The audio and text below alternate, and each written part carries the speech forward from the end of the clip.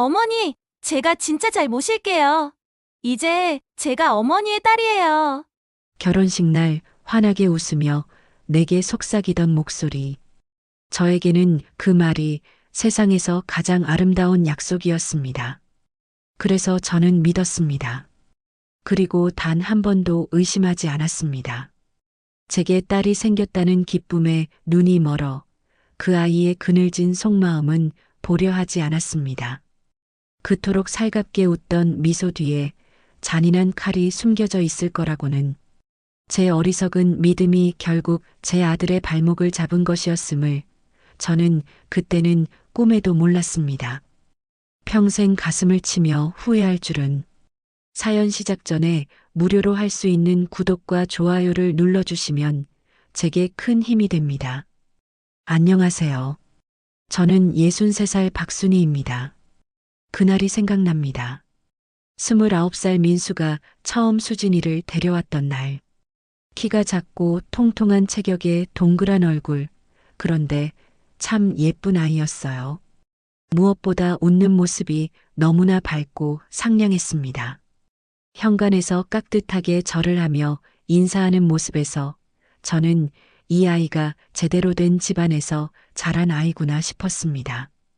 그리고 민수를 바라보는 눈빛이 참 따뜻했어요. 진심으로 내 아들을 아끼는구나 하는 생각이 들었지요. 첫인상부터 너무나 마음에 들었습니다. 그날 저녁 제가 직접 갈비찜을 해서 대접했습니다. 수진이는 한 젓가락 한 젓가락 정말 맛있게 먹더라고요. 그 모습을 보며 저는 이 아이가 참 예의 바르고 고마워할 줄 아는 아이라는 생각이 들었습니다. 그래서 그날부터 수진이를 친딸처럼 생각하게 되었어요. 민수는 제가 홀로 키운 아들입니다. 민수가 5살 때 남편을 잃고 그 뒤로 아들 하나만 바라보며 살아왔어요. 새벽 5시에 일어나 도시락을 싸주고 학원비며 생활비를 벌기 위해 청소일까지 마다하지 않았습니다. 때로는 너무 힘들어서 주저앉고 싶은 순간도 있었습니다. 겨울 새벽 얼어붙은 아파트 계단을 오르내리며 청소일을 할 때면 손끝이 갈라져서 피가 나기도 했어요. 하지만 집에 돌아와 민수의 웃는 얼굴만 보면 모든 피로가 사라졌습니다.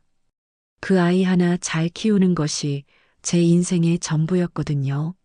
민수는 제 기대를 저버리지 않았습니다. 공부도 잘했고 무엇보다 효자였어요. 대학을 졸업하고 직장에 다니기 시작한 뒤로는 매달 용돈을 주며 그동안 고생한 엄마 이제 편히 쉬라고 하더라고요. 그럴 때마다 저는 가슴이 뭉클했습니다. 아, 내가 이 아이를 제대로 키웠구나 하는 뿌듯함이 밀려왔어요. 그런 민수가 수진이를 데려왔을 때 저는 정말 기뻤습니다. 이제 내 아들도 짝을 만나는구나. 내가 해줄 수 없었던 따뜻한 보살핌을 받을 수 있겠구나 하는 생각에 마음이 놓였어요. 30년 동안 혼자서 감당해왔던 무게를 이제는 나눌 수 있겠다는 안도감도 들었습니다. 결혼 준비를 하면서도 수진이는 정말 세심했습니다. 예단이며 예물 같은 것도 과하지 않게 적당선에서 정했고 무엇보다 저에게 늘 예의를 다했어요. 큰일이든 작은 일이든 항상 제 의견을 물어보고 결정했습니다. 시어머니를 귀찮아하거나 소홀히 대하는 요즘 젊은 며느리들과는 정말 달랐어요. 결혼식 날 수진이가 제게 속삭인 그 말. 어머니, 제가 잘 모실게요. 이제 제가 어머니의 딸이에요. 그 순간 저는 정말로 딸을 얻었다는 기쁨에 눈물이 날 뻔했어요. 30년 동안 아들 하나만 바라보며 외롭게 살아왔는데 이제는 따뜻한 딸까지 생겼구나 하는 감격이 밀려왔습니다. 신혼 초에도 수진이는 정말 잘해줬어요. 시어머니 생신이라고 꽃다발도 사주고 정성스레 상을 차려줬지요. 제가 감기라도 걸리면 약국에서 약을 사오고 죽을 끓여줬습니다. 주방일도 도맡아서 하면서 늘 제게 편히 쉬라고 했어요. 그럴 때마다 저는 이런 며느리를 만나게 해준 하늘에 감사했습니다. 민수도 그런 수진이를 보며 정말 고맙다고, 엄마를 이렇게 잘 모시는 아내를 만나서 자신이 복이 많다고 했어요. 그럴 때 저는 정말 세상을 다 가진 기분이었습니다. 내가 30년 동안 쏟아부은 사랑이 이렇게 좋은 결실을 맺었구나 하는 뿌듯함이 가슴 가득했어요. 결혼한 지 1년 만에 임신 소식을 들었을 때는 더욱 기뻤습니다. 손자를 안게 된다는 기쁨도 컸지만 무엇보다 우리 가족이 더욱 끈끈해질 수 있겠다는 생각이 들었어요. 초음파 사진을 가져다 주며 환하게 웃던 수진이의 모습이 아직도 선명합니다. 그때 저는 정말로 이 아이를 친딸처럼 생각하게 되었어요. 임신 기간 내내 살펴봐 주었고 출산 때는 병원에서 밤을 새우며 기다렸습니다. 건강한 사내아이가 태어났을 때 저는 눈물을 참을 수가 없었어요. 민수의 아들이자 저의 손자 그리고 수진이가 낳아준 소중한 생명. 그 작은 생명체를 보면서 저는 이제 정말로 완전한 가족이 되었구나 하는 생각이 들었습니다. 수진이는 출산 후에도 여전히 다정했습니다.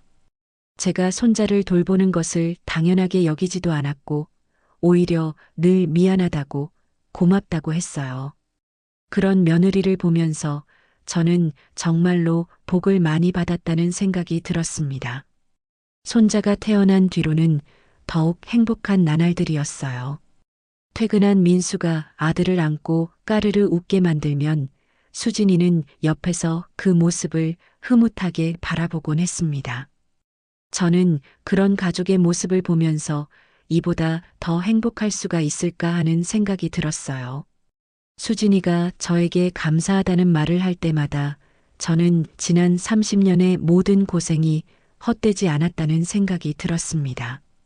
새벽 5시에 일어나 도시락을 싸던 그 시간들, 청소일을 하며 손이 트고 허리가 아프던 그 순간들이 모두 의미가 있었던 거라고 생각했어요. 하지만 가끔, 아주 가끔씩 수진이의 표정에서 뭔가 다른 것을 본 적이 있었습니다. 제가 손자를 안고 있을 때나 민수와 둘만 이야기할 때 스쳐 지나가는 차가운 시선 같은 것. 하지만 그때마다 저는 제가 너무 예민한가 하고 생각했어요. 그렇게 잘해주는 며느리에게 무슨 의심을 품느냐고 스스로를 타일렀습니다. 수진이가 가끔 전화 통화를 할 때도 그랬어요. 누군가와 작은 목소리로 이야기하다가 제가 나타나면 급히 전화를 끊는 모습. 하지만 그것도 그냥 친구와의 사적인 대화려니 하고 넘겼습니다. 며느리에게도 사생활이 있는 법이니까요. 최근 들어서는 수진이가 보험에 관심이 많아진 것 같았어요. 이런저런 보험 상품 안내서들을 가져와서 민수와 함께 보더라고요. 앞일을 미리 생각해서 대비하는 현명한 며느리라고 생각했습니다. 가족이 생긴 만큼 책임감도 느끼는 것이겠거니 했어요. 그렇게 우리는 평범하고도 행복한 일상을 보내고 있었습니다. 매일 아침 민수가 출근할 때 수진이가 정성스럽게 싼 도시락을 들려보내고 저녁에는 온 가족이 함께 밥을 먹으며 하루 있었던 일들을 나누었어요. 손자는 날마다 새로운 모습을 보여줬고 그런 아이를 보며 우리는 모두 행복해했습니다. 특히 수진이는 정말 좋은 엄마였어요. 아이가 울 때마다 바로 달려가서 달래주고 밤에도 몇 번씩 일어나서 기저귀를 갈아주곤 했습니다. 그런 모습을 보면서 저는 이 아이가 정말 우리 민수를 사랑하고 이 가정을 소중히 여기는구나 하는 확신이 들었어요. 그런데 지금 생각해보면 우리 일상에 생긴 틈들을 저는 그것을 보지 못했습니다. 아니, 보려 하지 않았던 것일지도 모르겠어요. 너무나 행복한 현실에 도취되어 그 작은 신호들을 무시해버렸던 거겠지요. 지금도 그 생각을 하면 가슴이 미어집니다. 여보, 우리 결혼 기념일에 특별한 곳으로 여행 가자. 그날 아침 수진이가 민수에게 제안했습니다. 결혼 2주년을 앞두고 있던 때였어요. 수진이는 며칠 전부터 여행 계획을 세우고 있다며 설레는 표정을 지었습니다. 어디로 가고 싶은데? 민수가 관심 있는 목소리로 물었어요. 평소 수진이가 여행을 좋아하는 편이 아니었는데 그날은 왠지 특별히 적극적이었습니다. 강원도 계곡 쪽으로. 내가 인터넷으로 찾아봤는데 정말 경치 좋은 펜션이 있더라고. 우리만의 추억을 만들고 싶어. 수진이의 눈빛에는 진심 어린 기대감이 서려 있었어요. 저도 그 모습을 보면서 참 다정한 며느리라는 생각이 들었습니다. 그런데 문제는 날씨였어요. 그때 태풍 차바가 북상 중이라는 뉴스가 연일 나오고 있었거든요. 민수도 그것이 걱정되었던 모양입니다. 그런데 태풍 온다고 하지 않았어? 위험하지 않을까? 민수가 걱정스럽게 말했을 때 수진이는 이미 준비된 답을 내놓았어요. 여보, 기상청 홈페이지 확인해 봤는데 태풍은 제주도 쪽으로만 간대. 강원도는 전혀 영향 없을 것 같아.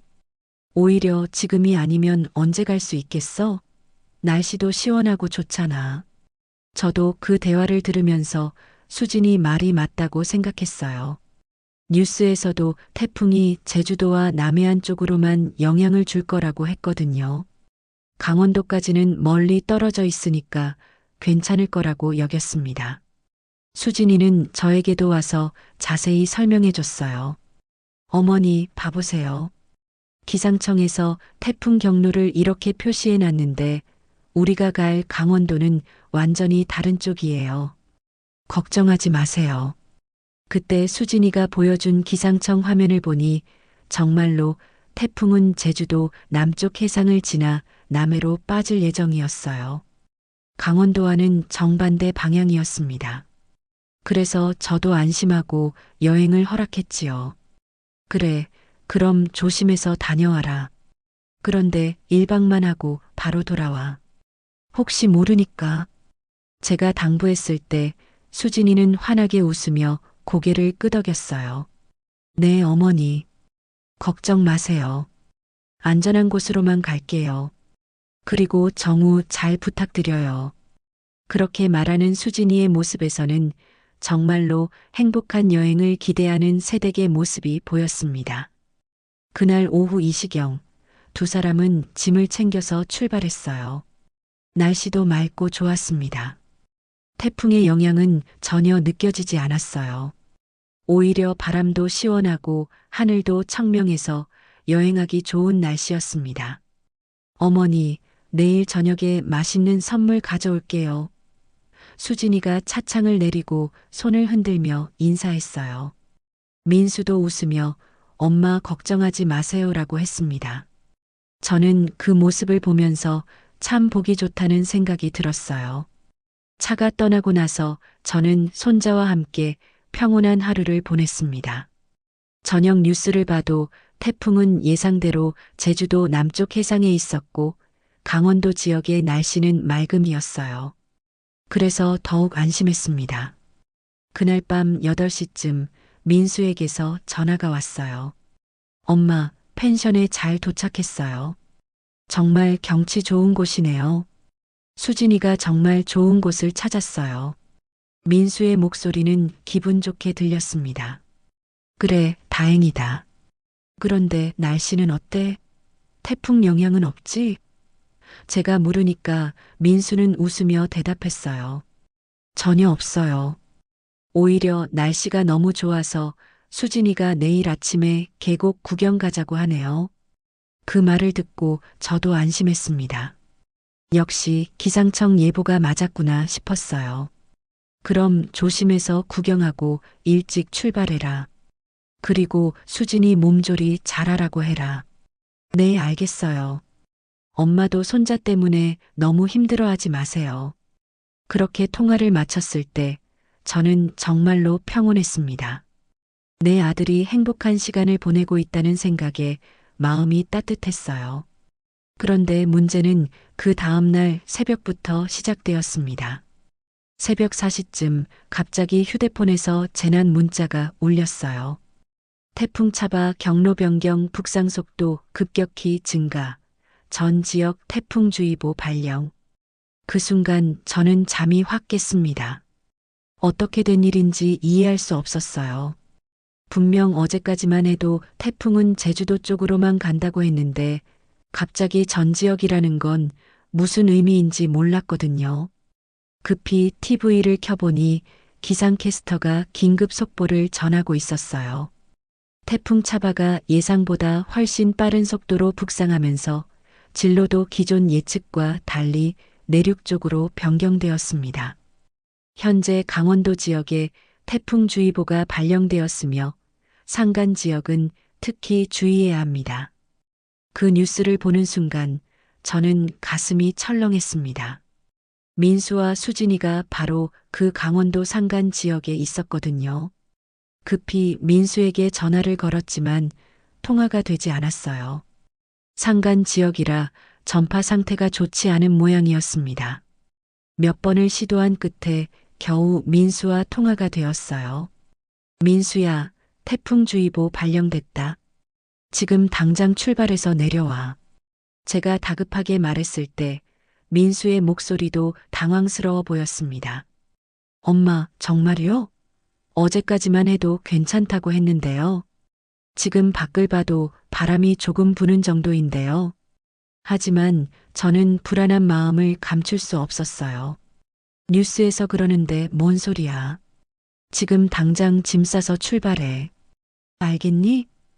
제가 강하게 말하자 민수도 심각성을 느꼈는지 네, 알겠어요. 지금 수진이랑 상의해서 바로 출발할게요라고 했습니다.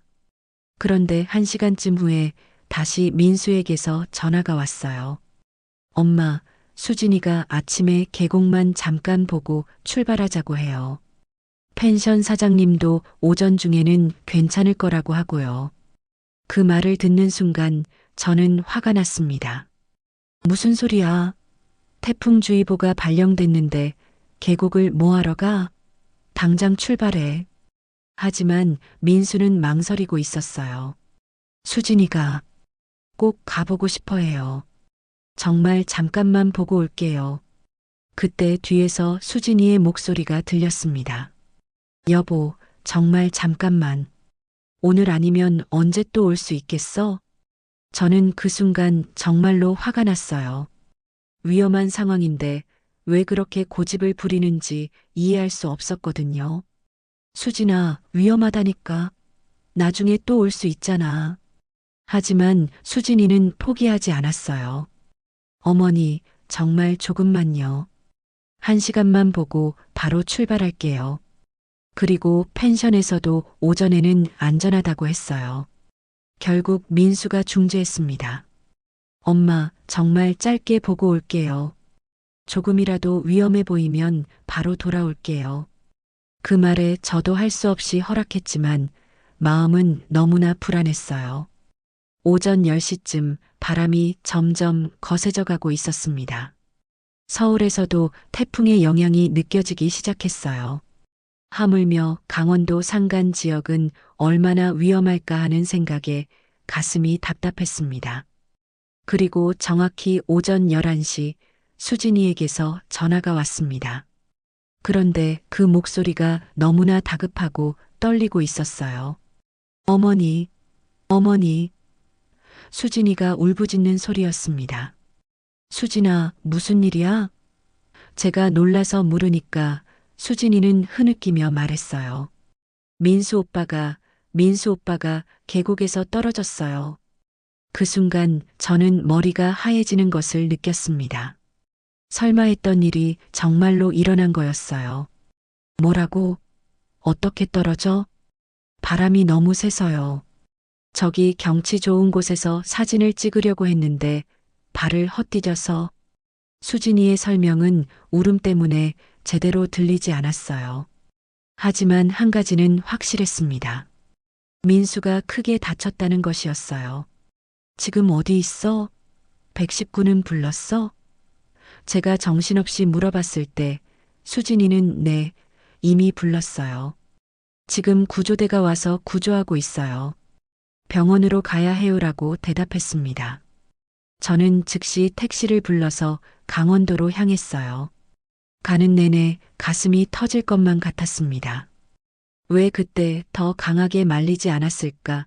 왜 그렇게 허락했을까 하는 후회가 밀려왔어요. 병원에 도착했을 때 수진이는 응급실 앞에서 울고 있었습니다.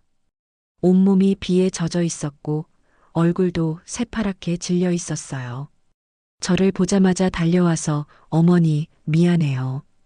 제가 가자고 해서, 제가 사진 찍자고 해서라며 울었습니다. 의사의 설명은 절망적이었어요.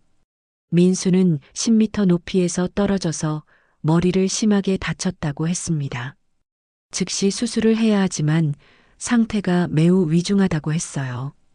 정확히 어떻게 사고가 난 거야? 제가 수진이에게 물었을 때 수진이는 흐느끼며 설명했습니다. 태풍 때문에 바람이 정말 셌어요. 그런데 오빠가 경치를 보고 싶어 해서 조금 높은 곳으로 올라갔는데 바람에 균형을 잃고, 그 설명을 들으면서 저는 가슴이 미어지는 것 같았어요. 결국 제가 걱정했던 일이 일어난 거였습니다. 태풍 때문에 위험하다고 그렇게 말렸는데 결국 사고가 난 거예요. 수술실 앞에서 기다리는 동안 저는 수진이를 보면서 안쓰러운 마음이 들었어요. 이 아이도 얼마나 충격을 받았을까 하는 생각이 들었거든요. 새댁이 남편이 이런 큰 사고를 당하면 얼마나 절망스러울까 싶었습니다. 하얀 국화꽃의 향기가 너무 진해서 숨이 막힐 것 같았습니다. 민수의 장례식 날이었어요. 이틀 동안 중환자실에서 의식을 찾지 못하던 민수가 결국 우리 곁을 떠났습니다. 30년 동안 제 삶의 전부였던 아들이 이제는 차가운 관 속에 누워 있었어요. 수진이는 제 옆에서 계속 흐느끼고 있었습니다. 검은 상복을 입은 그 아이의 모습이 너무나 가엾어 보였어요. 26살의 어린 나이에 남편을 잃었으니 얼마나 절망스러울까 하는 생각이 들었습니다. 어머니, 저는 어떻게 살아가야 해요? 수진이가 제 손을 꽉 잡고 울면서 말했어요. 민수 오빠 없이 어떻게 살아가요? 그럴 때마다 저는 제 슬픔을 꾹 눌러 담고 수진이를 달래야 했습니다. 수진아, 너무 슬퍼하지 마. 너라도 건강해야 우리 손자 키울 수 있잖아. 하지만 말로는 그렇게 위로했지만 사실 저도 어떻게 살아가야 할지 막막했어요. 민수 없는 세상이라니 상상도 할 수 없었거든요. 그래도 어린 며느리와 손자가 있으니까 버텨야 한다고 스스로를 다독였습니다. 조문객들이 하나둘 찾아왔습니다. 민수의 직장 동료들, 대학 친구들, 친척들까지 모두들 믿을 수 없다는 표정이었어요. 그렇게 건강하던 민수가 어떻게 하면서 안타까워했습니다. 민수의 직장 상사도 와서 위로해 주었어요. 민수는 정말 좋은 직원이었습니다. 이렇게 갑자기 떠날 줄은 몰랐어요. 그러면서 실무적인 이야기도 해주더라고요. 회사 단체 보험이 있으니까 관련 서류는 제가 정리해서 보내드리겠습니다. 그때 수진이의 반응이 조금 이상했어요. 울고 있던 얼굴이 순간 진지해지더니 어떤 서류가 필요한가요? 절차가 복잡한가요? 라고 꽤 자세히 물어봤거든요. 상사분이 그렇게 복잡하지 않습니다. 사망진단서랑 몇 가지 서류만 있으면 되고요라고 대답했을 때 수진이가 고개를 끄덕이며 뭔가 중요한 정보를 메모하듯 듣고 있는 것 같았어요. 그 모습을 보면서 저는 수진이가 현실적인 것까지 챙기는 꼼꼼한 아이라고 생각했습니다. 슬픔 속에서도 앞으로의 생활을 걱정하는 것이 당연하다고 여겼어요. 수진이의 친정 어머니도 와서 많이 우셨어요. 우리 수진이가 어떻게 살아가야 할지 하면서 걱정하더라고요.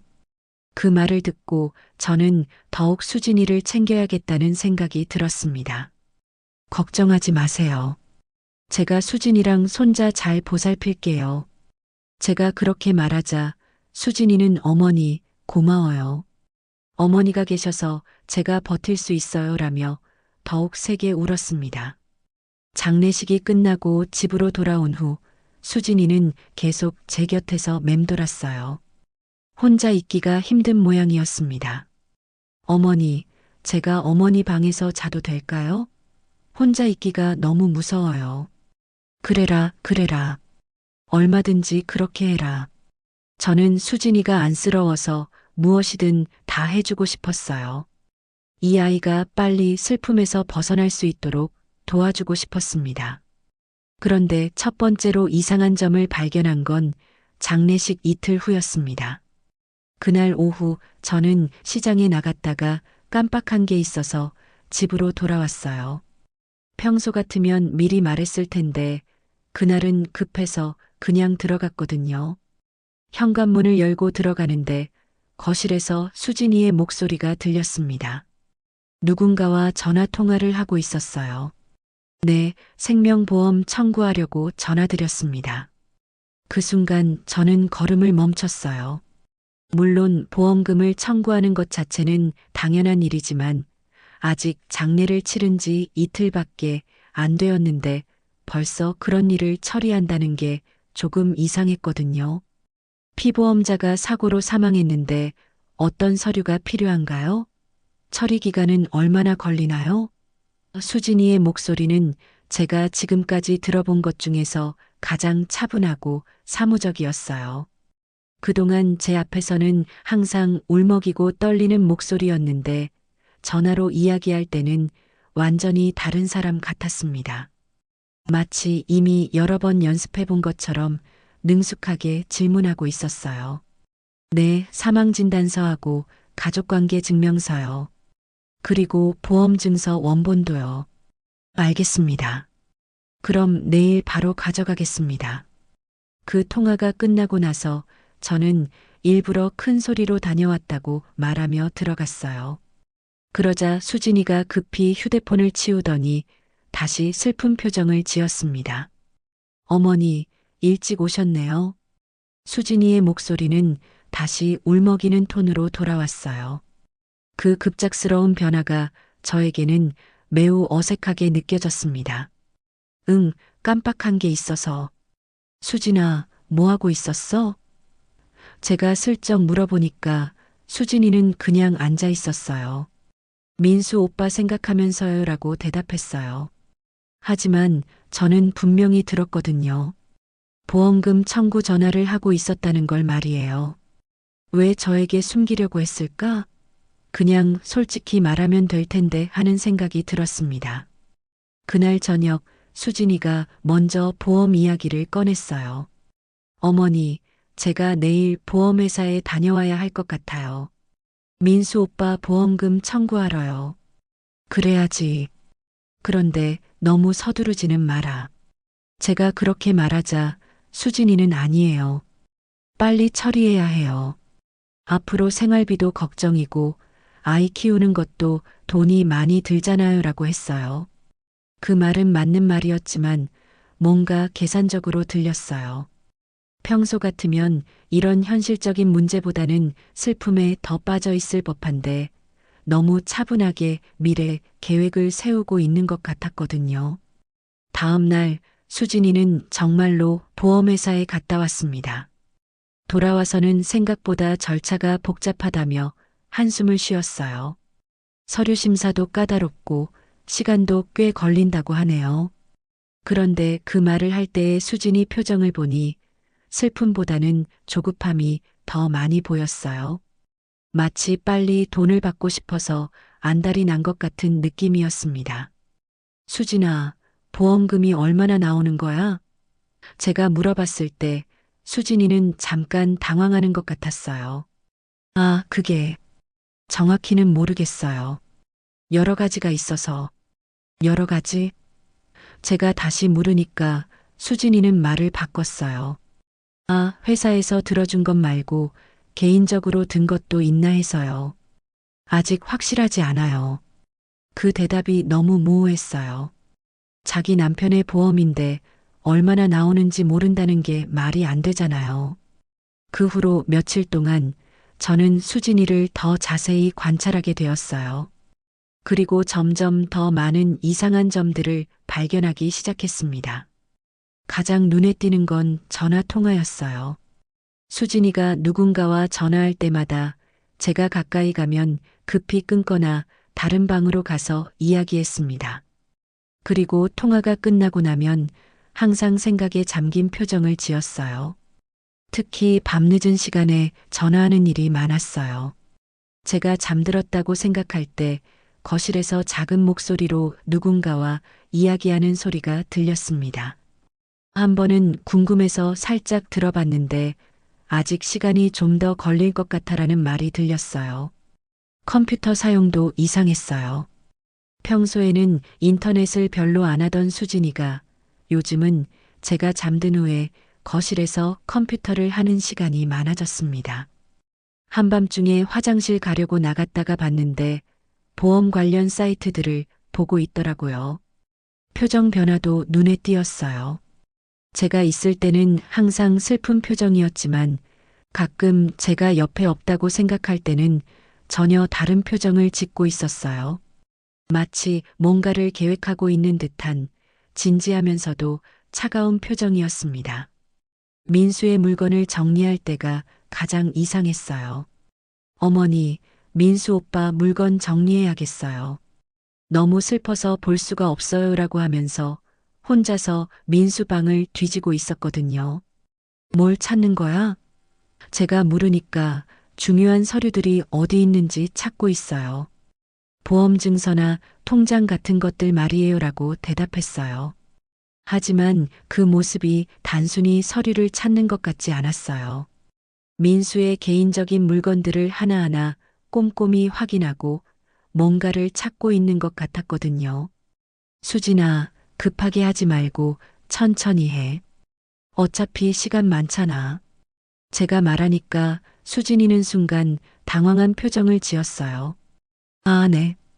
그냥 빨리 정리하고 싶어서요. 그런데 그 표정에서는 슬픔보다는 다른 감정이 읽혔습니다. 뭔가 들키면 안 되는 일을 하고 있는 것 같은 초조함이었어요. 어느 날 밤 잠이 오지 않아서 거실로 나갔다가 서재방 앞을 지나게 되었어요.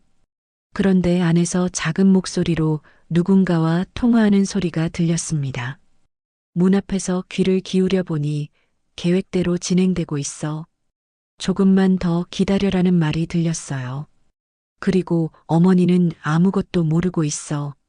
걱정하지 마라는 말도 들렸습니다. 그 순간 저는 온몸에 소름이 돋았어요.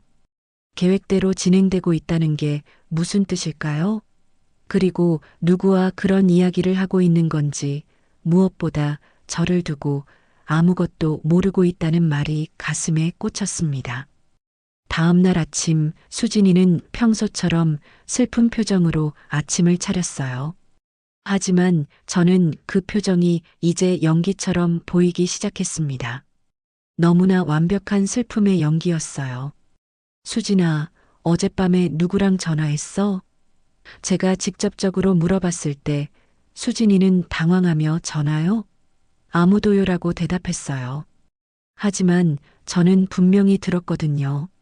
누군가와 긴 통화를 했다는 걸 말이에요. 왜 거짓말을 하는 걸까? 뭘 그렇게 숨기려고 하는 걸까? 그때부터 저는 본격적으로 의심하기 시작했습니다. 30년 동안 아들 하나만 바라보고 살아온 어머니의 직감이 뭔가 잘못되었다고 경고하고 있었어요. 하지만 아직은 확실한 증거가 없었습니다. 단지 이상한 점들이 하나둘씩 쌓여가고 있을 뿐이었어요. 혹시 제가 슬픔 때문에 예민해져서 괜한 의심을 하는 건 아닐까 하는 생각도 들었습니다. 어머니, 민수 오빠 옷은 제가 정리할게요. 그날 오후 수진이가 민수의 방 정리를 하겠다고 했어요. 벌써 장례를 치른 지 일주일이 지났는데 저는 아직 민수 방에 들어갈 용기가 나지 않았거든요. 그 방에만 들어가면 민수가 금방이라도 엄마 뭐 하세요? 하며 나올 것 같아서 너무 슬펐어요. 하지만 언젠가는 해야 할 일이었습니다. 그래, 고마워 수진아. 그런데 혼자 하지 말고 나도 함께 하자. 민수 물건들을 보면서 마지막 인사라도 해야지. 수진이는 잠깐 당황하는 표정을 지었어요. 괜찮으세요? 너무 슬프실 것 같은데요. 하지만 저는 마음을 굳혔습니다. 괜찮다. 어차피 언젠가는 해야 할 일이야. 민수의 방문을 여는 순간 익숙한 냄새가 코끝을 스쳤어요. 민수가 즐겨 쓰던 샴푸 냄새, 그리고 그 아이만의 따뜻한 채취. 눈물이 핑 돌았지만 꾹 참았습니다. 책상 위에는 민수가 마지막으로 읽던 책이 그대로 펼쳐져 있었어요. 책갈피가 꽂힌 그 페이지를 보니 아직 끝까지 다 읽지 못했구나 하는 생각에 가슴이 아팠습니다. 이제 영원히 그 책의 결말을 알 수 없게 된 거잖아요. 침대 머리맡에는 민수가 찍은 가족 사진이 액자에 담겨 있었어요. 저와 수진이 그리고 갓 태어난 손자가 함께 웃고 있는 모습이었습니다. 그때만 해도 우리는 정말 행복한 가족이라고 믿었는데 말이에요. 옷장부터 정리할까요? 수진이가 말하며 옷장 문을 열었어요. 민수의 옷들이 깔끔하게 정리되어 있었습니다. 평소 정리정돈을 좋아하던 민수다운 모습이었어요. 수진이는 옷들을 하나씩 꺼내면서 이 옷은 기부하고 이건 보관하고 하며 분류하고 있었어요. 그런데 그 모습을 보니 뭔가 이상했습니다. 슬퍼하기보다는 뭔가를 찾고 있는 것 같았거든요. 특히 민수의 바지 주머니들을 하나하나 꼼꼼히 확인하는 모습이 눈에 띄었어요. 뭘 찾는 거야? 제가 물으니까 혹시 중요한 게 들어있을까 봐요. 카드나 현금 같은 건 말이에요. 그 말은 그럴듯했지만 수진이의 손길이 너무 급해 보였어요. 마치 꼭 찾아야 할 뭔가가 있는 것처럼 말이에요. 하지만 그때는 단순히 정리를 빨리 끝내고 싶어 하는 것이라고 생각했습니다. 저는 민수가 자주 입던 회색 니트를 들고 냄새를 맡아봤어요. 아직도 민수 냄새가 났습니다. 그 따뜻하고 포근한 냄새에 눈물이 또 핑 돌았어요. 민수야, 엄마가 이 옷만은 버리지 않을게. 어머니, 너무 슬퍼하지 마세요. 민수 오빠도 어머니가 슬퍼하시는 걸 원하지 않을 거예요. 수진이가 위로하는 말을 했지만 그 목소리에는 왠지 진심이 느껴지지 않았어요. 마치 의무적으로 하는 말 같았습니다. 그러던 중에 제가 민수가 즐겨 입던 청바지를 들었어요. 그런데 바지가 예상보다 무거웠습니다. 이상하네. 뭔가 들어있는 것 같은데. 뒷주머니를 확인해 보니 휴대폰이 하나 들어 있었어요. 수진아, 이거 봐. 민수 휴대폰이 여기 있었네. 하지만 수진이의 반응이 이상했어요. 순간 얼굴이 하얘지더니, 아, 그거요? 라며 당황했습니다. 그런데 이상하다. 경찰에서 돌려준 휴대폰이 따로 있잖아. 제가 말하니까 수진이는 더욱 어색해했어요. 아, 그건 회사 폰이고 이건 개인 폰일 거예요. 그제서야 기억났어요. 민수는 회사 폰과 개인 폰 두 개를 썼는데 사고 현장에서는 회사 폰만 발견되었다고 했거든요. 개인 폰은 계곡에 떨어뜨렸다고 생각했는데 알고 보니 옷 속에 그대로 있었던 거예요. 다행이네. 이 폰에 민수 사진들이 많이 있을 텐데. 제가 휴대폰을 켜려고 하자 수진이가 급히 말했어요. 어머니, 그거 나중에 봐요. 지금은 너무 슬플 것 같아서요. 그런데 수진이의 표정이 너무 다급해 보였어요. 마치 제가 그 휴대폰을 보는 걸 극도로 꺼리는 것 같았습니다. 그 반응이 오히려 제 호기심을 자극했어요. 괜찮아. 민수 마지막 사진들이라도 봐야지. 저는 이미 전원 버튼을 눌렀어요. 다행히 배터리가 아직 남아 있었습니다. 화면이 켜지면서 잠금 화면이 나타났는데 민수가 찍은 가족 사진이 배경화면이었어요. 비밀번호가 뭐지? 제가 중얼거리니까 수진이가 저도 모르겠어요. 나중에 천천히 알아봐요라고 했어요. 하지만 저는 민수의 생일을 입력해 봤습니다. 틀렸네요. 그 다음에는 손자 생일을 입력해 봤어요. 그것도 안 되더라고요. 마지막으로 제 생일을 입력해 봤는데 놀랍게도 잠금이 풀렸습니다. 역시 효자 민수답게 엄마 생일을 비밀번호로 해뒀구나 하는 생각에 뭉클했어요. 어머니, 그거 정말 나중에 봐요. 지금은 수진이가 다시 말리려고 했지만 저는 이미 갤러리를 열고 있었습니다. 수진이가 그렇게 말리는 게 오히려 더 궁금하게 만들었거든요. 갤러리를 열어보니 정말로 가족 사진들이 많이 있었어요. 손자와 함께 찍은 사진, 저와 함께 찍은 사진들. 하나하나 보면서 눈물이 났지만 그래도 민수의 추억을 간직하고 싶었습니다. 우리 민수가 참 사진을 많이 찍었네. 제가 중얼거리며 계속 사진들을 보고 있었어요. 아이 돌잔치 사진, 가족 나들이 사진, 일상적인 순간들을 담은 사진들까지 민수가 얼마나 가족을 사랑했는지 알 수 있었습니다. 그런데 사진을 보다가 이상한 것을 발견했어요. 중간중간에 수진이가 혼자 찍은 셀카들이 있었는데 배경이 집이 아니었거든요. 어떤 카페나 호텔 같은 곳에서 찍은 것 같았어요. 수진아, 이 사진들은 언제 찍은 거야? 제가 물으니까 수진이가 급히 다가와서 휴대폰을 보더니 아, 그건 친구들이랑 만났을 때 찍은 거예요 라고 대답했어요. 하지만 자세히 보니 수진이 혼자 찍은 사진들이었어요. 그리고 표정이 너무 행복해 보였습니다. 특별한 하루를 보내고 있는 것 같은 그런 들뜬 표정이었어요. 단순히 친구들과 만난 것 치고는 너무 특별해 보이는 표정이었습니다. 더 이상하게 느껴진 건 그 사진들의 날짜였어요. 민수가 사고 나기 불과 일주일 전에 찍은 사진들이었거든요.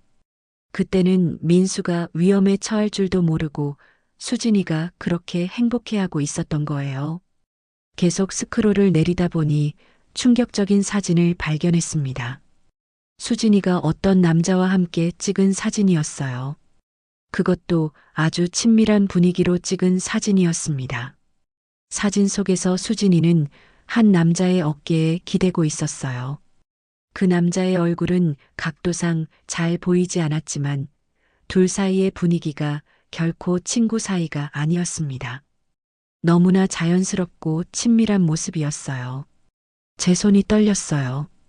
또 다른 사진도 있었어요. 호텔 로비 같은 곳에서 찍은 사진이었는데 수진이와 그 남자가 손을 잡고 있는 모습이었습니다. 두 사람의 표정이 너무나 행복해 보였어요. 마치 연인 같은 분위기였습니다. 급히 그 사진들의 날짜를 확인해 봤어요. 놀랍게도 민수가 사고 나기 한 달 전부터 찍힌 사진들이었습니다. 그 시기면 수진이가 결혼기념일 여행을 제안하기 시작한 때와 비슷했어요. 저는 심장이 빨리 뛰는 것을 느꼈습니다. 혹시 수진이가 바람을 피운 건 아닐까? 그렇다면 민수의 죽음과 관련이 있는 건 아닐까? 온갖 생각이 머릿속을 복잡하게 만들었어요. 어머니, 뭐 하세요? 너무 오래 보시는 것 같은데요. 수진이가 걱정스러운 목소리로 말했지만 저는 그 목소리에서 다른 감정을 느꼈어요. 마치 제가 더 보는 걸 막으려는 것 같았습니다. 아, 그냥 민수 사진들 보고 있었어. 참 많이 찍어뒀네. 저는 일부러 아무렇지도 않은 척하며 휴대폰 화면을 끄려고 했어요. 하지만 속으로는 큰 충격을 받고 있었습니다. 너무 슬프시겠어요. 그만 보시는 게 좋을 것 같아요.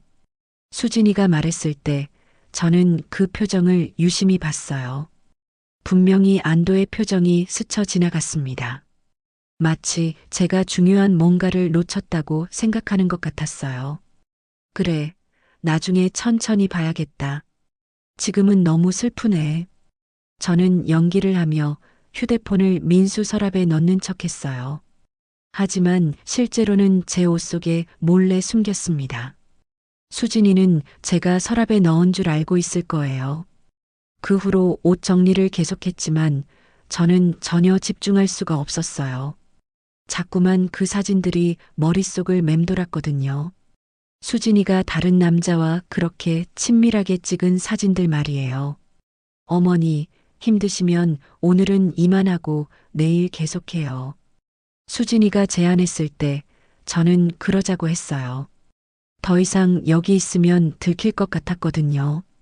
그날 저녁 수진이가 잠든 후에 저는 제 방에서 혼자 그 휴대폰을 다시 봤어요. 역시 제가 잘못 본 게 아니었습니다. 수진이는 분명히 다른 남자와 아주 친밀한 관계였어요. 사진들을 자세히 보니 더 많은 의문이 들었어요. 왜 이런 사진들이 민수 휴대폰에 있었던 건지. 그 순간 무서운 생각이 들었어요. 혹시 민수가 수진이를 조사하고 있었던 건 아니었을지, 그렇다면 그날 계곡에서 무슨 일이 있었던 건 아닐까?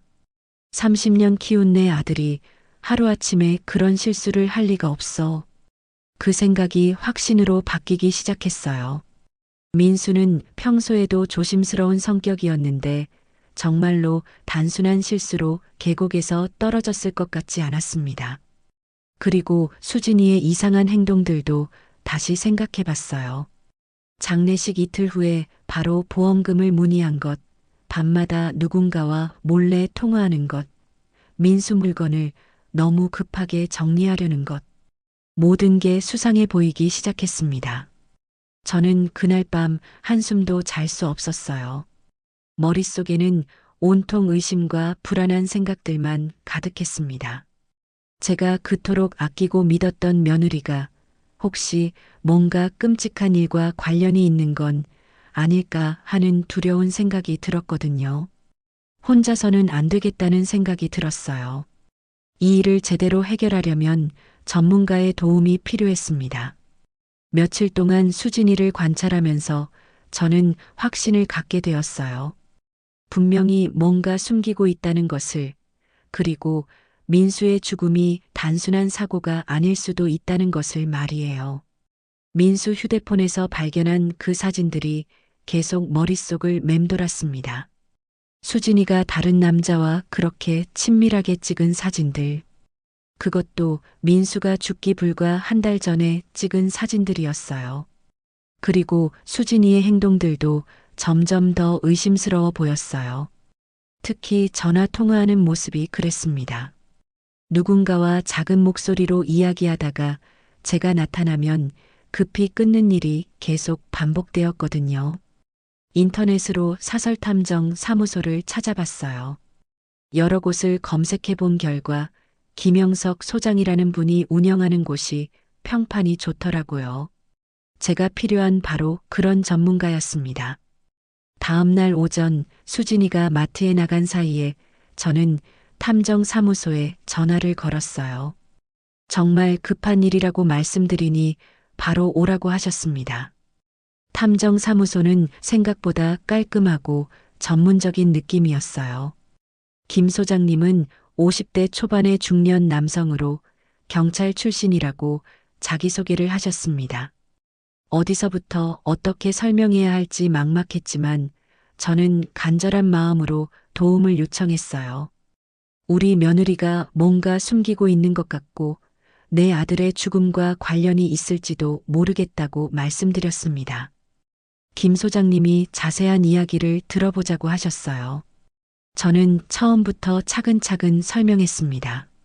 민수의 사고, 수진이의 이상한 행동들, 그리고 휴대폰에서 발견한 사진들까지. 휴대폰을 꺼내 사진들을 보여드리니까 김 소장님의 표정이 진지해졌습니다. 이건 명백한 불륜의 증거라고 하시면서 하지만 왜 이 사진들이 민수 씨 휴대폰에 있는지가 의문이라고 하셨어요.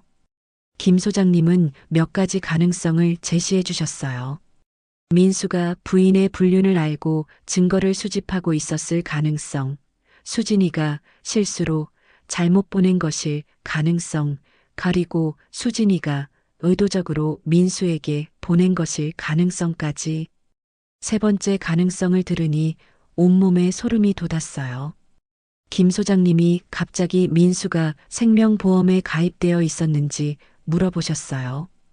회사에서 단체 보험을 들어줬다고 대답하자 개인 보험도 있는지 확인해 봤는지 물으셨습니다. 그런 건 수진이가 다 처리하고 있어서 자세히 몰랐다고 했어요. 김 소장님이 심각한 표정으로 말씀하셨어요. 이 사건은 단순한 불륜이 아닐 수도 있다고, 계획적인 범죄일 가능성도 있다고 하셨습니다. 그 말을 듣는 순간 저는 온몸이 얼어붙는 것을 느꼈어요. 설마 수진이가 돈 때문에 민수를, 그런 끔찍한 생각은 할 수 없었어요. 하지만 김 소장님은 정확한 조사를 해봐야겠다고 하시며 수진이의 행적과 보험 가입 내역, 그리고 사진 속 남자의 신원까지 모든 걸 확인해 보겠다고 하셨어요. 일주일 정도면 상당한 증거를 확보할 수 있을 거라고 하시면서 이 기간 동안은 절대로 수진이에게 들키면 안 된다고 당부하셨어요. 혹시 수상하게 여기면 증거를 인멸할 수도 있다고 하셨거든요. 집으로 돌아가서는 수진이에게 아무 말도 하지 않았어요. 오히려 더 다정하게 대했습니다. 혼자 있으면 외롭지 않느냐며 엄마가 더 신경 써주겠다고 말했어요. 수진이는 제가 완전히 속고 있다고 생각하는 것 같았어요. 어머니가 계셔서 제가 버틸 수 있다며 눈물까지 흘렸거든요. 하지만 이제 그 눈물이 진짜인지 의심스러웠습니다. 사흘 후 김 소장님에게서 첫 번째 보고를 받았습니다. 조용한 카페에서 만났는데 김 소장님이 두꺼운 파일을 가져왔더라고요. 예상보다 훨씬 심각한 상황이라는 말씀으로 시작하셨어요. 먼저 사진 속 남자의 신원부터 알려주셨어요. 강현우라는 사람으로 수진이의 직장 동료였습니다. 그리고 둘의 분류는 이미 1년 전부터 시작되었다고 하셨어요. 1년 전이라니. 그때는 손자가 태어나기 전이었어요. 수진이가 임신 중이었을 때부터 바람을 피웠다는 얘기였습니다. 더 충격적인 건 수진이가 민수 몰래 생명보험을 추가로 가입했다는 거였어요. 회사 단체보험 5억 원 외에 개인보험으로 10억 원을 더 가입했다니 도저히 믿을 수 없었습니다. 총 보험금이 15억 원이라고 하셨어요. 더 놀라운 건 수진이가 보험료를 내기 위해 민수 명의로 대출까지 받았다는 거였어요. 김 소장님이 보여주신 서류들을 보니 정말로 민수 명의로 여러 건의 대출이 있었어요. 민수는 자신이 죽을 거라는 것도 모르고 자신의 목숨값을 위한 보험료를 직접 내고 있었던 거예요. 하지만 이것만으로도 충분히 수상한데 더 중요한 증거가 있다고 하셨어요. 수진이와 강현우가 해외 도주 계획까지 세워뒀다는 거였어요. 태국행 항공편을 예약해뒀고 현지에서 쓸 위조 여권도 준비했다고 하셨습니다. 이 사람들이 얼마나 치밀하게 계획했는지 알 수 있었어요. 그럼 민수 사고도 계획적이었는지 떨리는 목소리로 물었을 때 김 소장님은 잠시 망설이시더니 조금 복잡하다고 하셨어요. 태풍 사고 자체는 정말로 예측하기 어려운 상황이었다고, 기상청 예보로도 강원도는 안전할 것으로 예상되었었다고 하셨거든요. 하지만 그렇다고 해서 정말 사고였다는 건 아니라고 하셨어요. 김 소장님의 조사 결과 수진이와 강현우가 이미 6개월 전부터 민수를 제거할 계획을 세우고 있었다고 하셨어요. 다만 구체적인 방법은 정하지 못했던 것 같다고 하셨습니다. 그런데 태풍이 갑자기 경로를 바꾸면서 위험한 상황이 되자 수진이가 이 기회를 놓치지 않고 즉석에서 실행에 옮긴 것 같다고 하셨어요. 원래는 사고처럼 보이게 할 다른 방법을 찾고 있었는데 태풍이라는 완벽한 기회가 생긴 거라고 하셨습니다. 그 말을 듣고 저는 소름이 돋았어요. 수진이가 얼마나 차갑고 계산적인 사람인지 알 수 있었거든요. 위험한 상황이 되자 망설임 없이 남편을 죽음으로 내몬 거잖아요. 김 소장님은 그날 계곡에서 무슨 일이 있었는지도 알아냈다고 하셨어요. 수진이가 민수를 경치 좋은 곳으로 유인했다고 사진을 찍자고 하면서 점점 위험한 곳으로 데려간 거라고 하셨습니다. 그리고 바람이 가장 셀 때를 노려서 뒤에서 밀어 떨어뜨린 거라고 하셨어요. 직접적인 목격자는 없지만 수진이와 강현우가 주고받은 메시지들을 복구했다고 하시며 보여주셨어요. 끝났다는 수진이의 메시지와 잘했다며 이제 보험금만 받으면 된다는 강현우의 답장을 보니 온몸이 떨렸습니다. 이 정도면 충분히 기소할 수 있다고 하셨지만 저는 아직 만족하지 않았어요. 더 확실한 증거가 필요했습니다. 그들이 직접 자백하는 증거 말이에요. 김 소장님이 잠깐 생각하시더니 현장을 직접 잡는 방법을 제안하셨어요. 수진이와 강현우가 만나는 현장을 잡고 그들의 대화를 녹음하는 거라고 하셨습니다. 그 제안을 듣고 저는 결심했어요. 그들의 범행을 완벽하게 입증하고 민수의 억울함을 반드시 풀어주겠다고 말이에요. 며칠 후 기회가 왔습니다. 수진이가 친구 만나러 나간다고 했지만 저는 이미 알고 있었어요. 강현우와 만날 거라는 걸 말이에요. 김 소장님과 함께 수진이를 미행했어요. 역시나 시내 호텔에서 강현우와 만났습니다. 저희는 그들의 대화를 모두 녹음했어요. 보험금 심사가 까다롭다는 수진이의 말과 완벽하게 처리했으니 괜찮다는 강현우의 답변을 들었어요. 그날 태풍이 갑자기 바뀌지 않았으면 어쩔 뻔했냐며 하늘이 도와준 거라고 말하는 그들의 대화를 들으니 분노가 치밀어 올랐습니다. 특히 시어머니는 아직도 아무것도 모르고 있다며 자신을 불쌍하게 여기고 있다고 웃으며 말하는 수진이를 보니 온몸이 떨렸어요. 지금도 저를 바보로 만들고 있다는 게 너무나 화가 났거든요. 보험금이 나오면 바로 출국해서 태국에서 새 인생을 시작하겠다는 그들의 계획을 듣고 15억으로 평생 행복하게 살 수 있을 거라며 민수 덕분이라고 말하는 수진이의 마지막 말을 듣고는 더 이상 참을 수 없었어요. 이것들이 내 아들을 죽여놓고도 태연하게 그 돈으로 새 인생을 계획하고 있다니 반드시 지옥 같은 대가를 치르게 하겠어요. 김 소장님과 함께 수진이와 강현우의 대화를 녹음한 후 저는 더욱 확고한 복수 의지를 다졌어요. 하지만 단순히 증거만 확보하는 것으로는 부족했습니다. 그들이 실제로 보험금을 받아 도주하는 순간을 잡아야 완벽한 복수가 될 수 있었거든요. 김 소장님은 이제 경찰에 신고하는 게 좋겠다고 하셨지만 저는 고개를 저었어요. 아직 안 된다고 그놈들이 보험금을 받아서 도망치려는 바로 그 순간에 잡아야 한다고 말했습니다. 그래야 완전한 현행범으로 잡을 수 있잖아요. 김 소장님도 제 의견에 동의하셨어요.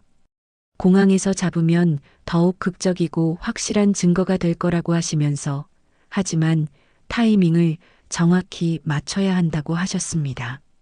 그 후로 일주일 동안 저희는 수진이와 강현우의 모든 움직임을 추적했어요. 그들이 언제 보험금을 받을 예정인지, 언제 출국할 계획인지 모든 걸 파악해야 했거든요. 수진이는 여전히 제 앞에서는 슬픈 며느리 연기를 계속하고 있었어요. 보험 처리가 생각보다 오래 걸린다며 서류도 복잡하다고 하더라고요. 하지만 저는 이미 모든 걸 알고 있었습니다. 수진이가 보험회사를 재촉하고 있다는 것도 빨리 돈을 받아서 강현우와 함께 도망치려고 한다는 것도 말이에요. 그래도 천천히 하라고 급할 것 없다고 일부러 여유로운 척하며 대답했어요. 속으로는 분노가 치밀어 올랐지만 마지막 순간까지 들키면 안 되었거든요. 김 소장님은 매일 보고를 해주셨어요. 수진이가 보험회사에서 최종 서류를 접수했다는 소식과 함께 아마 이번 주 금요일쯤 보험금이 나올 것 같다고 하셨습니다. 그리고 더 중요한 정보도 알려주셨어요. 강현우가 태국행 항공편을 토요일 오후로 변경했다는 거였어요. 보험금 받은 다음 날 바로 출국하려는 것 같다고 하셨습니다. 그럼 토요일 공항에서 잡으면 되겠다는 제 말에 김 소장님이 고개를 끄덕이시며 그게 가장 확실한 방법일 것 같다고 하셨어요.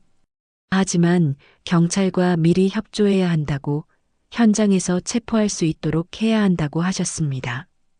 그래서 저희는 경찰서에 가서 모든 증거를 제출했어요. 담당 형사님도 저희가 수집한 증거들을 보고 깜짝 놀라시더라고요. 이 정도 증거면 충분히 기소할 수 있다고, 계획적 살인에다 보험 사기까지 중형은 확실해 보인다고 하셨어요.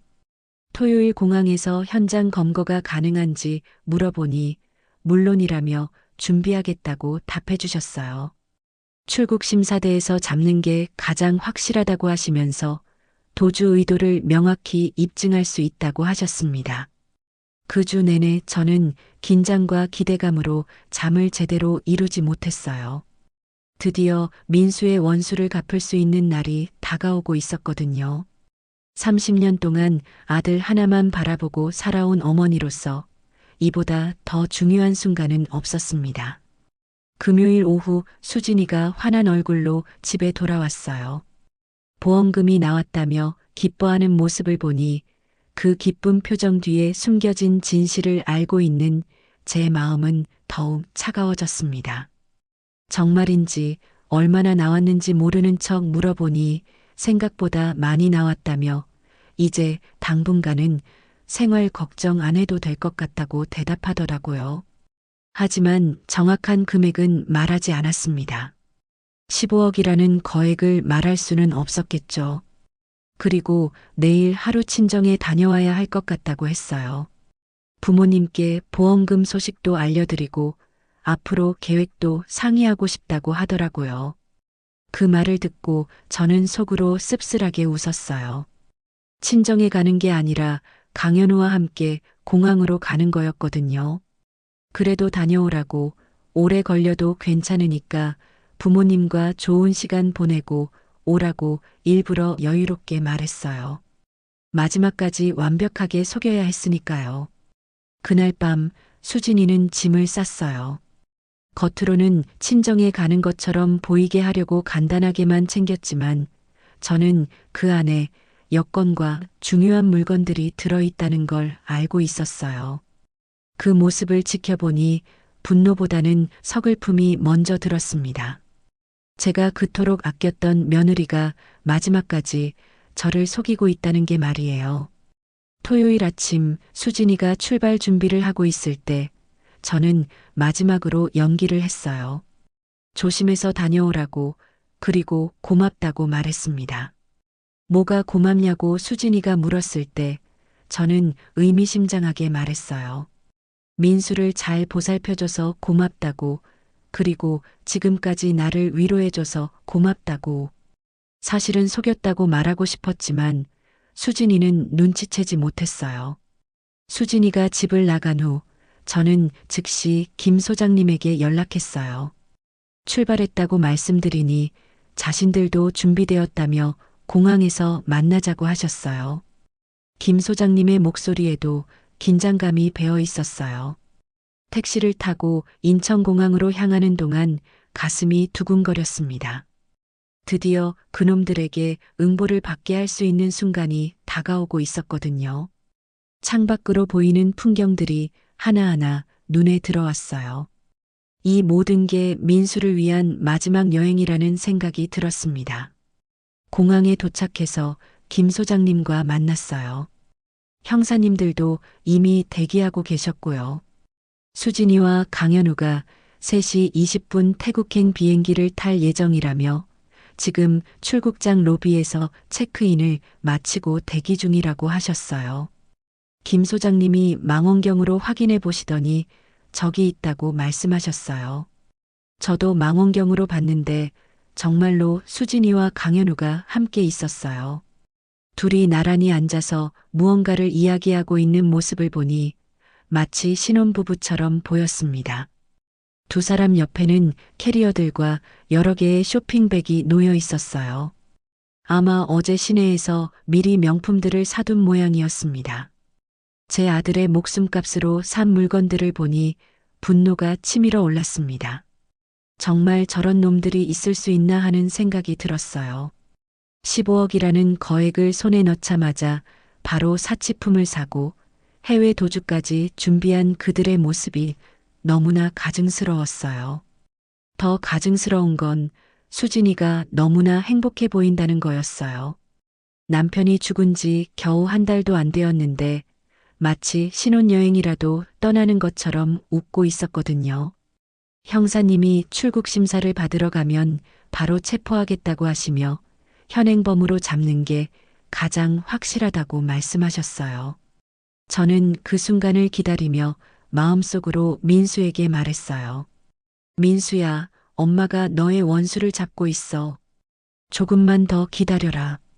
오후 2시 30분쯤 수진이와 강현우가 출국 심사대로 향했어요. 두 사람 다 큰 캐리어를 끌고 있었고 손에는 쇼핑백들을 가득 들고 있었습니다. 그 모습을 보니 정말로 오래 계획해온 도주라는 걸 알 수 있었어요.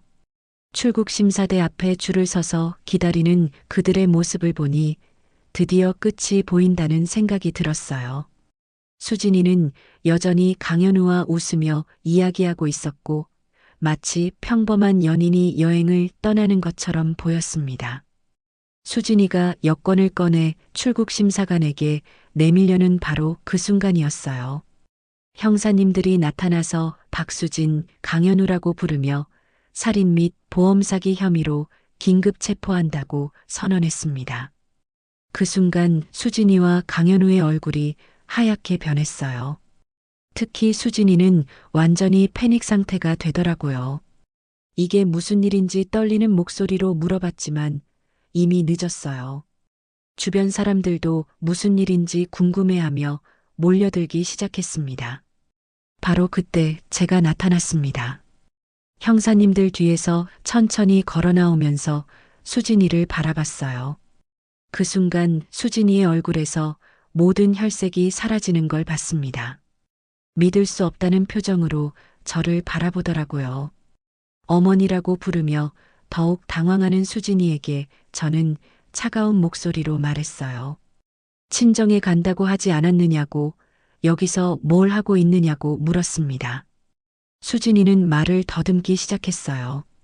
왜 경찰이 있는지 모르겠다며 도대체 무슨 일인지 물었지만 저는 냉정하게 답했어요.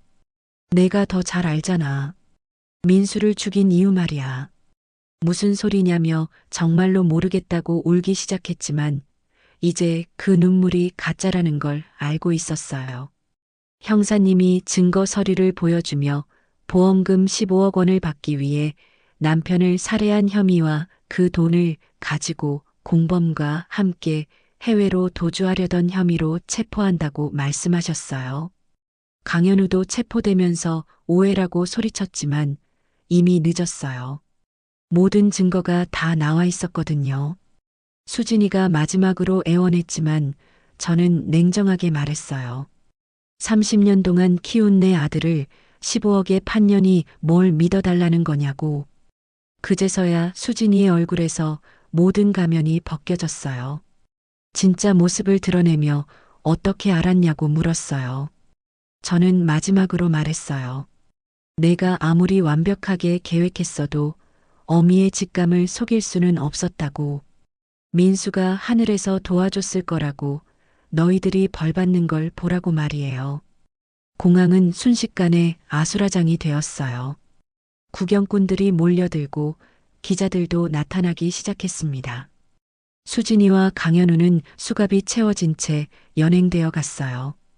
그 모습을 보면서 저는 비로소 안도의 한숨을 내쉬었어요. 하지만 이것은 시작일 뿐이었어요. 30년 동안 키운 아들의 목숨값을 제대로 치르게 만들어야 했습니다. 수갑 차는 소리가 공항 전체에 울려 퍼지는 것 같았어요. 그 금속성 소리를 들으며 저는 드디어 민수의 원수를 갚았다는 안도감이 밀려왔습니다. 30년 동안 아들 하나만 바라보고 살아온 어머니로서 수진이와 강현우가 수갑을 찬 채 끌려가는 모습을 보니 그동안 품고 있던 분노와 복수심이 한꺼번에 해소되는 느낌이었습니다. 하지만 동시에 허탈함도 밀려왔어요. 이 모든 일이 정말 현실인지 아직도 믿기 어려웠거든요. 김 소장님이 제 어깨에 손을 올리며 말씀하셨어요. 정말 수고 많으셨다고, 민수 씨도 하늘에서 기뻐할 거라고 하셨습니다. 그 말을 듣고 나서야 비로소 눈물이 나기 시작했어요. 그동안 꾹 참아왔던 모든 감정이 한꺼번에 터져 나오는 것 같았습니다. 담당 형사님이 저에게 와서 말씀하셨어요. 어머님의 용기 덕분에 완전 범죄를 막을 수 있었다고, 정말 대단하다고 하셨습니다. 하지만 저는 용기가 아니라고 답했어요. 그냥 어미로서 당연한 일을 했을 뿐이라고 말씀드렸습니다. 기자들이 몰려들어 카메라를 들이대고 구경꾼들은 무슨 일인지 궁금해하며 웅성거렸습니다. 저는 그 모든 시선이 부담스러웠지만 이것도 민수를 위한 일이라고 생각했어요. 세상 사람들이 알아야 할 진실이었으니까요. 경찰서로 이동하는 차 안에서 형사님이 앞으로의 절차에 대해 설명해 주셨어요. 수진이와 강현우는 살인죄와 보험사기죄로 기소될 예정이고 이 정도 증거면 중형이 확실하다고 하셨습니다. 특히 계획적 살인이라는 점에서 무기징역도 가능하다고 하셨어요. 그 말을 듣고 저는 조금 안심이 되었어요. 하지만 아직 재판이 남아 있었습니다. 법정에서 그들이 정당한 처벌을 받는 것을 끝까지 지켜봐야 했어요. 그래야만 정말로 민수의 원수를 갚았다고 할 수 있을 테니까요. 집에 돌아와서 저는 민수의 영정 앞에 앉았어요. 그동안 못다한 이야기를 해주고 싶었거든요. 민수야, 엄마가 내 원수를 갚았다고, 너를 죽인 나쁜 사람들이 모두 잡혔다고 말해주고 싶었습니다. 영정사진 속 민수는 여전히 환하게 웃고 있었어요. 마치 엄마가 잘했다고 말해주는 것 같았습니다. 그 웃는 얼굴을 보니 그동안의 모든 고생이 보상받는 기분이었어요. 다음 날부터는 언론에서 이 사건을 연일 보도하기 시작했어요. 보험금 15억 원 노린 계획살인, 며느리의 배신, 어머니의 용기 있는 고발 같은 제목들이 신문과 뉴스에 나왔습니다. 처음에는 당황스러웠지만 이것도 필요한 일이라고 생각했어요. 다른 사람들이 이런 일을 당하지 않도록 경각심을 주는 것이니까요. 일주일 후 검찰에서 연락이 왔어요. 수진이와 강현우에 대한 기소장이 완성되었다는 소식이었습니다. 수진이는 살인죄, 보험사기죄, 문서 위조죄 등으로 기소되었고 강현우는 살인공모죄, 보험사기 공모죄로 기소되었다고 했어요. 검사님을 만나서 자세한 이야기를 들었는데 수진이가 아직도 범행을 부인하고 있다고 하더라고요. 단순한 사고였다고 주장하면서 모든 것이 우연의 일치라고 우기고 있다는 거였어요. 그 말을 듣고 저는 더욱 화가 났습니다. 이런 상황에서도 거짓말을 계속하다니 정말 양심이 없는 사람이라는 생각이 들었어요. 하지만 검사님은 걱정하지 말라고 하셨어요. 워낙 증거가 확실해서 변명의 여지가 없다고, 재판에서는 분명히 유죄 판결이 나올 거라고 하셨습니다. 특히 김 소장님이 녹음한 대화 내용이 결정적 증거가 될 거라고 하셨어요. 한 달 후 드디어 첫 번째 공판이 열렸습니다. 저는 김 소장님과 함께 법정에 갔어요. 오랜만에 수진이를 보는 순간 정말 많이 변해 있더라고요. 예전에 그 밝고 상냥한 모습은 온데간데 없고 초췌하고 어두운 모습이었어요. 수진이가 저를 보더니 고개를 푹 숙였어요. 아마 부끄러웠을 거예요. 그동안 자신이 얼마나 나쁜 짓을 했는지 깨달았을 테니까요. 하지만 저는 그런 수진이를 동정하지 않았어요. 이미 너무 늦었거든요. 재판이 시작되자 검사님이 기소 내용을 읽어주었어요. 수진이가 남편 살해를 계획하고 실행한 과정, 15억 원의 보험금을 노린 동기, 강현우와의 공모 관계까지 모든 것이 자세히 설명되었습니다. 변호사는 수진이를 변호하려고 노력했지만 증거가 너무 확실해서 별로 효과가 없어 보였어요. 오히려 변호사도 당황하는 것 같았습니다. 이런 명백한 증거들 앞에서 무엇을 변호할 수 있겠어요? 특히 김 소장님이 녹음한 대화 내용이 법정에서 재생될 때는 정말 충격적이었어요. 수진이와 강현우가 보험금을 나눠 갖겠다고 하고 시어머니는 아무것도 모르고 있다고 웃으며 말하는 목소리를 들으니 다시 한번 분노가 치밀어 올랐습니다. 그 녹음을 듣는 수진이의 표정을 보니 완전히 절망한 것 같았어요. 이제 더 이상 부인할 수도 없고 변명할 여지도 없다는 걸 깨달은 모양이었습니다.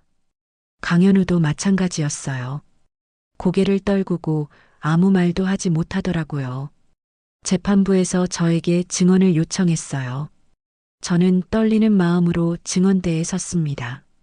그동안 수진이를 어떻게 믿고 아꼈는지, 민수가 얼마나 착한 아이였는지, 그리고 진실을 알게 되었을 때 얼마나 충격이었는지 모든 것을 이야기했어요. 특히 수진이가 마지막까지 저를 속이고 도망치려고 했던 일을 말할 때는 목이 메었어요. 30년 동안 혼자 키운 아들을 그렇게 잃고 그 범인이 제가 딸처럼 아끼던 며느리였다니 이보다 더 큰 배신이 어디 있겠어요. 제 증언을 듣는 수진이는 계속 울고 있었어요. 진짜 후회하는 것인지 아니면 처벌이 무서워서 우는 것인지 알 수 없었지만 이제 와서 우는 것이 무슨 소용이 있을까요? 이미 민수는 돌아올 수 없는 걸요. 재판은 몇 차례 더 열렸어요. 매번 새로운 증거들이 제시되고 수진이와 강현우의 범행이 더욱 명확하게 드러났습니다.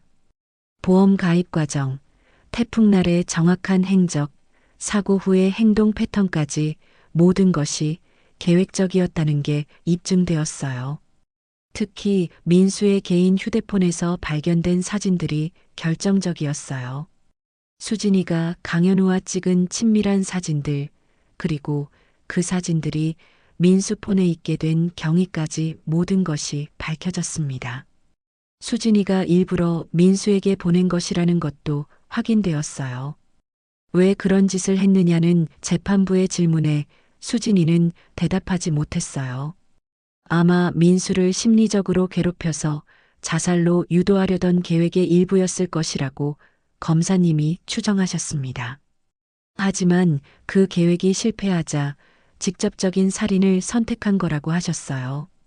그 말을 듣고 저는 정말로 소름이 돋았어요. 수진이가 얼마나 치밀하고 잔인한 사람인지 새삼 깨달았거든요. 민수를 죽이는 것도 모자라서 그 전에 정신적으로 고문하려고 했다니 도저히 인간이라고 할 수 없는 행동이었어요. 재판이 진행될수록 수진이에 대한 분노보다는 실망감이 더 커졌어요. 제가 그렇게 믿고 아꼈던 사람이 이런 악마 같은 계획을 세우고 있었다니 사람을 보는 제 눈이 얼마나 잘못되었던 건지 자책하게 되었습니다. 하지만 김 소장님이 위로해 주셨어요. 어머님의 잘못이 아니라고 수진 씨가 워낙 연기를 잘해서 누구라도 속을 수밖에 없었다고 하셨습니다. 오히려 끝까지 포기하지 않고 진실을 밝혀낸 것이 대단하다고 칭찬해 주셨어요. 드디어 최종 변론이 끝나고 판결 선고일이 정해졌어요. 그날까지 저는 매일 민수 영정 앞에서 기도했습니다. 수진이와 강현우가 합당한 처벌을 받을 수 있도록 민수의 억울함이 완전히 풀릴 수 있도록 말이에요. 판결문을 읽는 재판장의 목소리가 법정 전체에 울려 퍼졌습니다. 그 순간만큼은 세상의 모든 소리가 멈춘 것 같았어요. 30년 동안 키운 아들의 원수를 갚는 마지막 순간이었거든요. 저는 숨을 죽이고 재판장의 입에서 나오는 한 글자 한 글자를 놓치지 않으려고 했습니다. 피고인 박수진에게 무기징역을 선고한다는 말이 들렸을 때 저는 가슴이 뭉클해지는 것을 느꼈어요. 드디어 정의가 실현되는 순간이었습니다. 수진이는 그 선고를 듣고 주저앉았어요. 아마 예상하고 있었겠지만 실제로 들으니 충격이 컸을 거예요. 강현우에게는 징역 20년이 선고되었습니다. 직접 살인을 저지르지는 않았지만 공모했다는 점에서 중형을 받은 거였어요. 강현우도 고개를 떨구고 있었지만 수진이만큼 절망적이지는 않아 보였습니다. 재판장이 판결 이유를 설명할 때 저는 모든 말 한마디가 가슴에 와 닿았어요. 피고인들이 저지른 범행의 잔혹성과 계획성, 그리고 피해자, 가족의 고통까지 모든 것을 고려했다고 하셨습니다. 특히 30년간 홀로 아들을 키운 어머니의 아픔을 언급하실 때는 눈물이 날 뻔했어요. 무엇보다 기뻤던 건 재판부에서 수진이의 범행을 매우 악질적이라고 평가했다는 점이었어요. 친어머니처럼 대해준 시어머니까지 속이고 이용했다는 점에서 용서할 수 없는 범죄라고 하셨거든요. 그 말을 듣고 저는 비로소 마음이 풀리는 것 같았습니다. 판결이 끝나고 법정을 나서는 길에 수진이가 저를 바라봤어요. 그 눈빛에는 후회와 절망이 가득했습니다. 하지만 저는 더 이상 그 아이를 불쌍하게 여기지 않았어요. 이미 모든 게 늦었거든요. 법정 밖에서 기자들이 몰려들어 인터뷰를 요청했지만 저는 간단하게만 답했어요. 정의가 실현되어서 다행이라고, 이제야 민수가 편히 쉴 수 있을 것 같다고 말했습니다. 더 이상 할 말은 없었어요. 모든 것이 끝났으니까요. 김 소장님이 축하한다며 손을 내밀어 주셨어요. 어머님의 끈질긴 노력이 결실을 맺었다고 민수 씨도 하늘에서 기뻐할 거라고 하셨습니다. 정말 고마운 분이었어요. 김 소장님이 아니었다면 이런 결과를 얻을 수 없었을 거예요. 집으로 돌아가는 길에 저는 많은 생각이 들었어요. 이 모든 일이 정말 끝난 건지, 앞으로 어떻게 살아가야 할지 막막하기도 했습니다. 그동안은 복수에만 집중해서 살아왔는데 이제 그 목적이 달성되고 나니 허전한 기분이 들었어요. 하지만 곧 마음을 다잡았습니다. 아직 손자가 있잖아요. 이제는 그 아이를 위해 살아가야 했어요. 수진이 때문에 아버지를 잃은 그 아이에게 따뜻한 할머니가 되어 주어야 했습니다. 며칠 후 놀라운 소식을 들었어요. 수진이의 친정 가족들도 이번 사건에 연루되어 있었다는 거였어요. 수진이가 보험금을 받으면 일부를 나눠 갖기로 약속했다가 들통이 난 거였습니다. 결국 수진이의 부모와 오빠까지 모두 처벌을 받게 되었어요. 그 소식을 듣고 저는 정말 기가 막혔어요. 수진이 혼자만 나쁜 게 아니라 가족 전체가 그런 사람들이었던 거예요. 그래서 그런 계획을 세울 수 있었던 거겠죠. 정말 끔찍한 사람들이었습니다. 하지만 한편으로는 다행이라는 생각도 들었어요. 이제 그들 모두가 처벌을 받게 되었으니 민수의 억울함이 완전히 풀린 거나 마찬가지였거든요. 더 이상 어떤 의문도 남지 않았어요. 그날 밤 저는 민수 방에 들어가서 오랜만에 그 아이의 물건들을 정리했어요. 옷가지들, 책들, 그리고 마지막에 그 휴대폰까지. 모든 게 그리웠지만 이제는 슬프기보다는 고마운 마음이 더 컸어요. 그 휴대폰 덕분에 진실을 밝힐 수 있었으니까요. 민수의 영정 앞에 앉아서 저는 그동안 못다한 이야기를 했어요. 민수야, 엄마가 내 원수를 다 갚았다고, 너를 죽인 나쁜 사람들이 모두 벌을 받았다고 말해주었습니다. 이제 안심하고 편히 쉬라고도 했어요.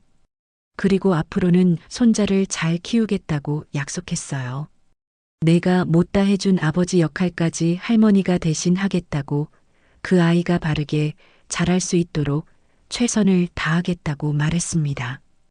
영정사진 속 민수는 여전히 환하게 웃고 있었어요.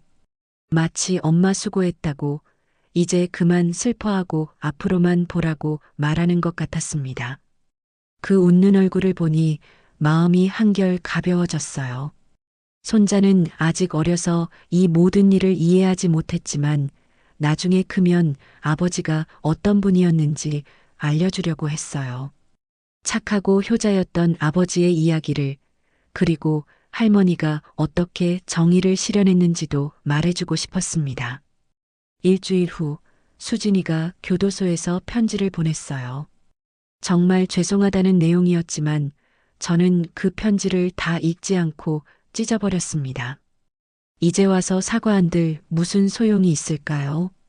민수는 돌아오지 않는걸요. 대신 저는 민수 영정 앞에서 그 휴대폰을 꼭 쥐고 마지막 인사를 했어요. 민수가 죽어서도 엄마를 도와준 거라고 생각했습니다.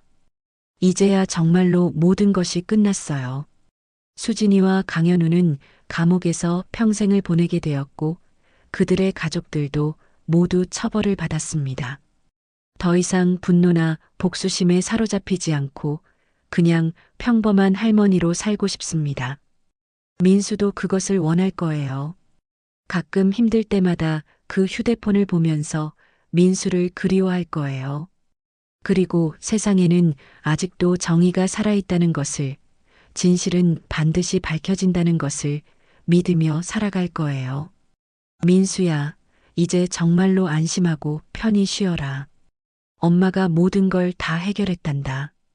그리고 내 아들도 잘 키울 테니 걱정하지 마라. 하늘에서 우리를 지켜봐 주면 돼. 30년 동안 키운 아들의 원수를 갚는 긴 여정이 드디어 끝났습니다. 이제는 새로운 시작이에요. 비록 민수는 없지만 그 아이가 남겨준 소중한 선물인 손자와 함께 희망차게 살아가려고 합니다. 세상은 때로 잔혹하지만 결국 정의는 승리한다는 것을 이번 일로 깨달았어요. 그리고 어머니의 사랑은 그 무엇보다 강하다는 것도 알았습니다. 30년 동안 키운 아들을 포기할 수는 없었거든요. 이제야 마음 놓고 잠들 수 있을 것 같아요. 민수야, 고마워. 마지막까지 엄마를 도와줘서. 이 이야기는 어머니의 사랑이 얼마나 강하고 끈질긴지, 그리고 진실은 결국 밝혀진다는 것을 보여주고 있습니다. 인생에는 예상치 못한 배신을 당하는 순간이 있기 마련이에요. 순이 어머니처럼 가장 믿었던 사람에게 상처받을 수도 있고, 때로는 정의가 실현되지 않는 것처럼 느껴질 수도 있죠. 하지만 중요한 건 포기하지 않는 것입니다. 진실은 시간이 걸리더라도 반드시 드러나니까요. 오늘 이 이야기가 여러분의 마음에 용기와 희망을 전해 주었기를 바랍니다. 앞으로도 여러분의 마음을 울리는 다양한 이야기로 찾아뵙겠습니다. 여러분의 하루가 따뜻한 사랑으로 가득하길 바랍니다. 채널 구독과 좋아요도 잊지 말고 부탁드립니다.